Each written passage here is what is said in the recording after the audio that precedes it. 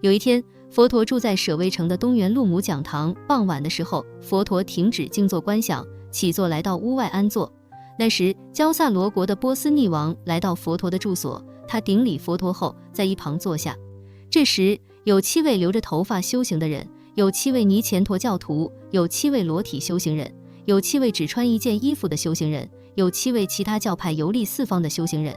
这些修行人，他们身上的腋毛、体毛以及指甲都很长，他们已经很久都没有修剪、洗浴了。他们带着修行必须的生活用具，从不远处经过佛陀的住所。这时，焦萨罗国的波斯匿王从座位中站起来，将上衣整理到肩膀的一边，右腿跪在地上，向那些路过佛陀住所的修行人合掌鞠躬，3次恭敬地报上自己的名字。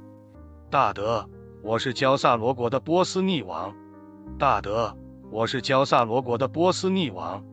大德，我是焦萨罗国的波斯匿王。这些修行人离开后不久，波斯匿王就对佛陀说：世尊，刚才路过这里的修行人，他们是阿罗汉圣者吗？他们是已经证悟到达阿罗汉境界的修行人吗？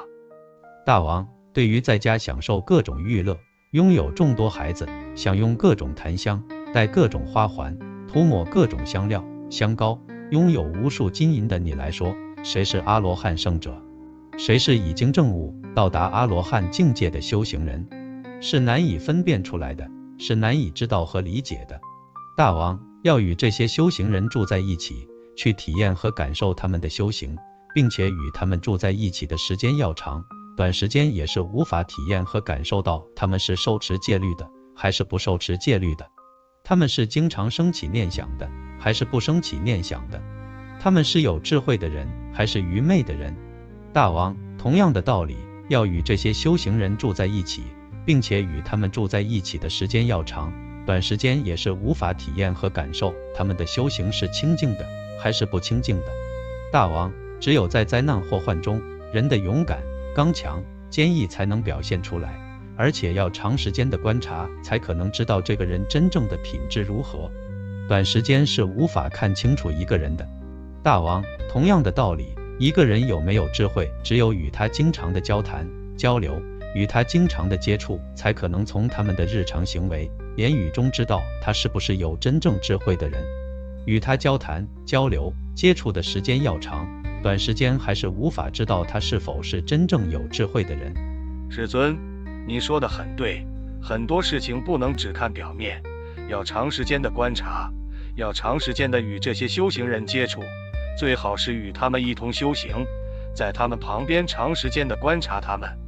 才可能知道他们是不是真正的阿罗汉圣者，才可能知道他们是不是真正已经证悟达到了阿罗汉境界的修行人。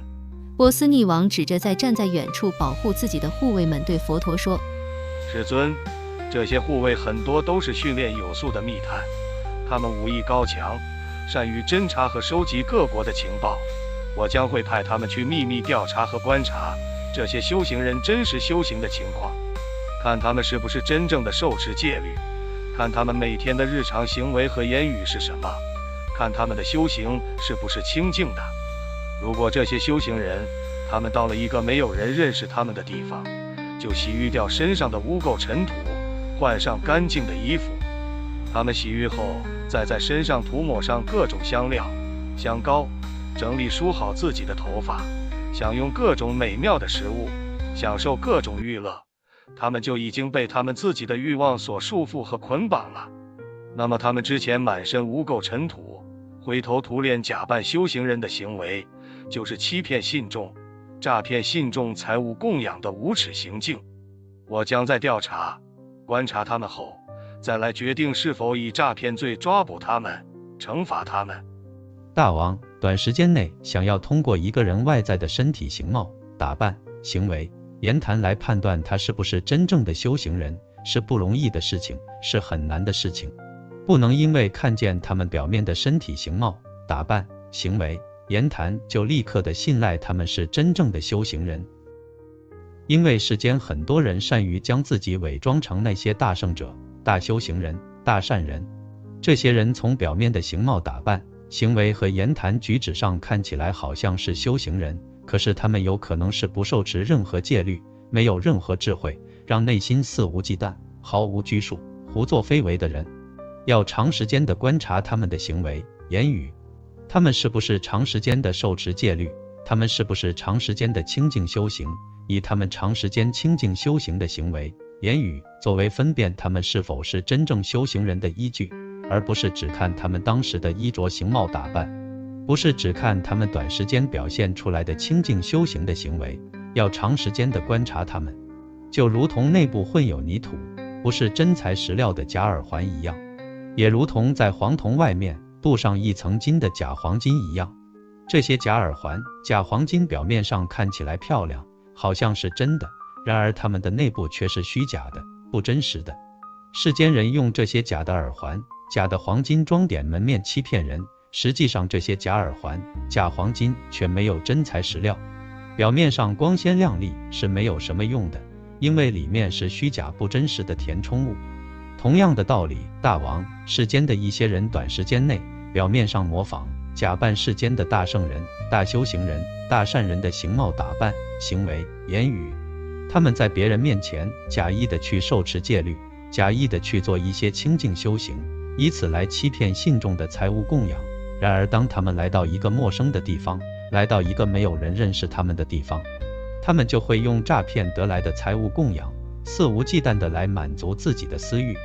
他们在欲望中沉迷，在贪欲中迷失。这些人表面上光鲜亮丽，表面上假扮成修行人的样子，他们实际上是没有真材实料的空心装饰物。他们如同内部混有泥土的假耳环，他们如同在黄铜外面镀上金的假黄金，他们是枯芽败种，他们到处招摇撞骗，他们的内心污垢不堪，品质恶劣，却通过外在形貌的打扮、行为、言语来冒充道德高尚、清净无染的修行人。他们会被众人发现、唾弃、惩罚，他们最终会堕落到地狱、恶鬼、畜生三恶道中去，被永无止境的烦恼和痛苦折磨得苦不堪言。这时佛陀说偈言：色貌之于人，实是不异之。即刻见物信，善智者其相，非谓之欲人，此是普恒行。如似是而非，泥土之耳环，镀金铜半钱，人人装饰美，内怀于不净，外面美横行。